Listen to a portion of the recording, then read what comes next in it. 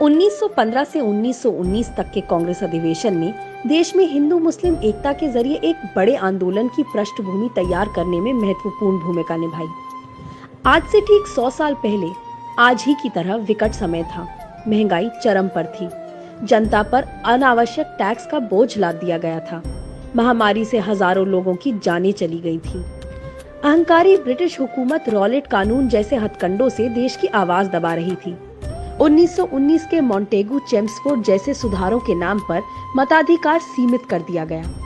प्रांतों की शक्तियां कम कर दी गईं।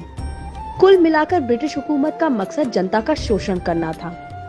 इसी बीच फरवरी 1920 में गांधी जी ने पंजाब में ब्रिटिश ज्यादतियों की निंदा करते हुए जलियांवाला बाग नरसंहार के लिए ब्रिटिश हुकूमत को माफी मांगने के लिए कहा, अन्यथा असहयोग आंदोलन की चेतावनी दे डाली।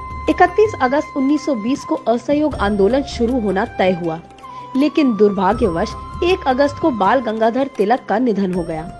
लिहाजा सितंबर 1920 में कलकत्ता में कांग्रेस का विशेष अधिवेशन बुलाया गया। इस अधिवेशन में स्वराज की स्थापना होने तक असहयोग कार्यक्रम चलाने की सहमति बनी। कांग्रेस के इसी विशेष अधिवेशन में विदेशी वस्तुओं के बहिष्कार, खादी का प्रयोग, चरखा कातना, सरकारी शिक्षण संस्थाओं, विधान परिषदों, न्यायालयों का बहिष्कार और पंचायतों के माध्यम से न्याय का निर्णय हुआ। साथ ही सरकारी उपाधियों को लौटाने, सरकारी सेवाओं को छोड़ने, सरकारी करों का भुगतान न करने, सरकारी तथा अर्ध सरकारी उत्सवों का बहिष्कार का भी निर्णय लिया गया। इसके साथ ही हिंदू मुस्लिम एकता को प्रोत्साहित करने, छुआछूत को दूर करने और अहिंसा को सर्वोपरि रखा गया। एक तरह से देखा जाए तो 1920 का ये कांग्रेस अधिवेशन असहयोग आंदोलन की यात्रा में सबसे महत्वपूर्ण पड़ाव साबित हुआ।